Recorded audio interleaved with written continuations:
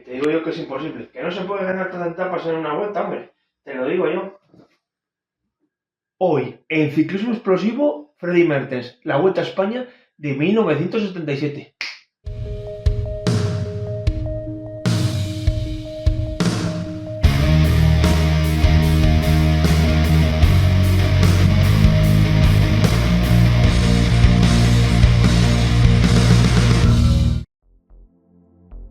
El punto principal de hoy es la Vuelta a España de 1977 y su récord que muy difícilmente se podrá superar. Pero antes de todo vamos a situarnos con nuestro protagonista de esa proeza, Freddy Mertens. Freddy Mertens nació en 1952 en Newport, en Bélgica. Como ciclista amateur logró 51 victorias y un subcampeonato del mundo en 1971. Freddy era un ciclista casi todoterreno, además poseía un excepcional sprint final en sus piernas, aunque la alta montaña se quedaba algo corto, pero si tenía un super día podía aguantar mucho tiempo en la alta montaña, a pura potencia y a gran resistencia, un parecido similar a lo que sería Kelly o Jalabert en un futuro. En 1972 pasó a profesionales en el Flandria, equipo que militaría hasta 1979 y donde coincidió con Michel Pollentier, Walter Godefroot o Roger Legay. En su segundo año como profesional en 1973 ya pudo conseguir varios triunfos, pero pegó al palo en los objetivos principales, Tour de Flandes y el Campeonato del Mundo en Barcelona, donde se dice perjudicó a Merckx inconscientemente para que ganase Gimondi. En 1974 volvía a repetir victorias de gran calibre, pero fallaba otra vez en los monumentos, como así sería también en 1975, aunque al menos pudo alzar las manos en la Gante Wevelgem, una gran clásica por fin, pero un peldaño por detrás de las grandes como Roubaix o Flandes.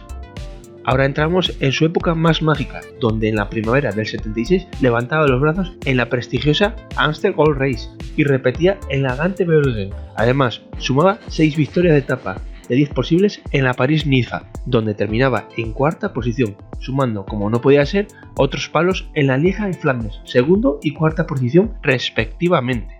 Con la satisfacción de la gran primavera del 76 se prepara a debutar en el Tour de Francia, donde no le fue nada mal, con 8 victorias de 27 etapas. Sí, señores, en esa época el Tour tenía más etapas que días del mes. A su vez consiguió su primer verde de la regularidad, además terminando la general en una octava posición muy respetable, solo perdiendo algo de tiempo en los finales tan duros como Alpe d'Huez y de Puy-de-Dôme. Su buena forma no iba a terminar ahí, porque gracias a su poderoso final vencía a su compañero de fuga Moser en el Mundial de Italia celebrado en Ostuni. Ante la mirada de decepción de toda la afición italiana. Así terminaba 1976 siendo el número 1 en puntos UCI, pero 1977 sería otra historia, aún más grande para Freddy Mertens. Ese inicio de año fue de lo más amenazador hacia sus rivales, con victorias en el Trofeo La Iglesia, Het-Bol, París-Niza más 5 etapas y Semana Catalana más 4 etapas de las 6 posibles. Solo fallando como siempre en los monumentos como era de costumbre, quinto en San Remo y segundo en Flandes, aunque fue descalificado por cambiar la bicicleta en el Koppenberg. ¡Qué tiempos, eh! Y ya para acabar la primavera terminaría tercero en Flecha Valona, quinto en Amstel y tercero en París-Roubaix, con otro quinto en Lieja. Con esa grandísima primavera se presentaba en la Vuelta a España por primera vez para dejar su huella, y madre mía que lo haría. Solo existiría un problema: el equipo Flandria-Belda, con Mertens a la cabeza, tendría que luchar contra toda España, encabezada por el Teca de Lassa y el CAS de Pesarrodonda, ganador del año anterior. La vuelta iniciaba con el habitual prólogo de 8 kilómetros en Dehesa de Campoamor, con la victoria de nuestro hombre, aventajando a Lassa ya en 20 segundos. La segunda etapa con final en la manga, nuestro protagonista vencía al sprint, cosa que repetiría en la segunda etapa con final en Murcia. Sin embargo, Benidorm no le daba buena espina, terminaba tercero y en la crono posterior octavo, perdiendo casi un minuto sobre su compañero Pollentier, pero aguantaba el liderato. Este pequeño bajón le dio una fuerza motivacional para dar uno de los golpes más salvajes en una grande, con 5 victorias consecutivas en el Saler, Teruel, Alcalá de Chiver, Tortosa y en Salou, en todas siendo el más rápido en grupos reducidos, incluso llegando a picar algún segundo gracias a su potencia final. En Barcelona terminaba segundo, se le escapó muy poco el holandés Cés Pierre. Entrábamos en el Ecuador de la Vuelta. De 11 etapas había conseguido 8, increíble. Pero llegaba lo más complicado, la dura montaña. Aunque antes quiso asegurar más su ventaja, venciendo en los dos sectores en Barcelona, en una contrarreloj y el sector de la tarde, que sumaba con ello 10 etapas. En la 12ª etapa con final en Santa Margarita en Montbui, el equipo Teca no le iba a ponérselo fácil, filtrando en la escapada a Agostinho, etapa que vencía Giuseppe Perletto. El líder llegaba sexto en el grupo principal a 2 minutos. En la siguiente etapa vencía en una avanzadilla en la meta, Deseo de Urgell. La 14ª etapa con final en Monzón, Carlos Medero del Teca vencía delante de Ismael Lejarreta. Curioso el parecido con su hermano Marino. Estos dos llegaban con 4 minutos sobre el grupo principal, donde Freddy no se molestó mucho en sprintar, rompiendo su racha de top 10, llegando el 43. En la 15ª etapa llegamos a Fornigal, donde el Vega se defendía sobresalientemente, llegando en sexta posición, cerca del ganador, otro hombre del Teca, Pedro Torres. La siguiente etapa con final en Cordovilla, gracias a la moral de aguantar el Formigal, conseguía su 12ª etapa, superando a su compañero Marc de Meyer. En la 17ª etapa con final en Bilbao, Luis Alberto Ordiales conseguía vencer gracias a una escapada permitida por el resto del pelotón, y con razón, de que sirve controlar para que el líder vuelva a ganar. La 18ª etapa tenía final en Urquiola, última oportunidad para hacer daño al líder, pero no fue así, y se defendía de forma magistral, llegando en 4ª posición a medio minuto del ganador, José Nazabal, del CAS. Con esto llegábamos a la etapa final en Miranda de Ebro. Curioso, una vuelta plagada de finales que eran icónicos en esa época. Como no, para terminar con la cereza del pastel, nuestro protagonista vencía en su 13ª etapa en esta Vuelta a España de 1977, superando a su compañero de fuga José María Lasa del Teca. Vini Vidi Vinci, eso pensaron todos los que vivieron esa Vuelta a España, que hoy en día es icónica y que lo será por mucho tiempo, porque hay que tenerlos muy para superar esa marca de ganar 13 etapas y la general de una vuelta grande, la Vuelta a España de 1977. Curiosamente, Freddy Mertens vencía con una ventaja algo exigua, a pesar de su gran exhibición. Casi 3 minutos sobre Lasa y 3 minutos y medio sobre Klaus-Peter Thaler, ambos del equipo Teca. Hay que decir también que nunca más volvió a disputar una Vuelta a España. Le parecía fácil ganarla igual. Y aunque lo viste en naranja, no es el maillot de la Rebolera, era el maillot de líder. Sí, gracias a Butano, que era el principal patrocinador.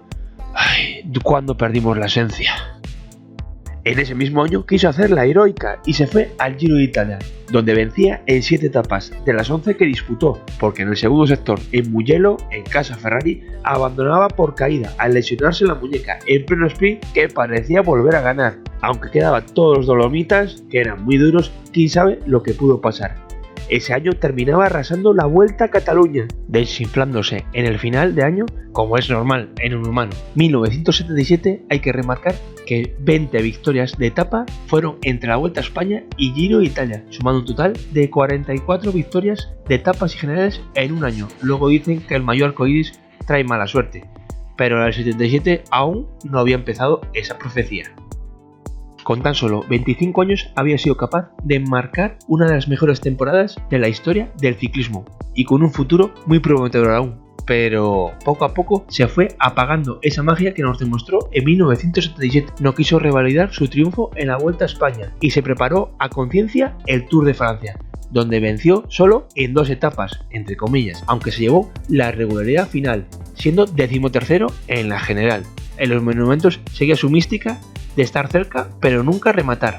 Después de 2 años bastante pobres en 1979 y 1980, daba un cambio de aires al pasar al equipo Vuel Dior, donde se presentaría en el Tour, cosechando 5 victorias y la regularidad, pero muy lejos de la clasificación general. Aprovechó su buen estado de forma para proclamarse nuevamente campeón mundial en Praga, por delante de Saloni y Bernal Hinault.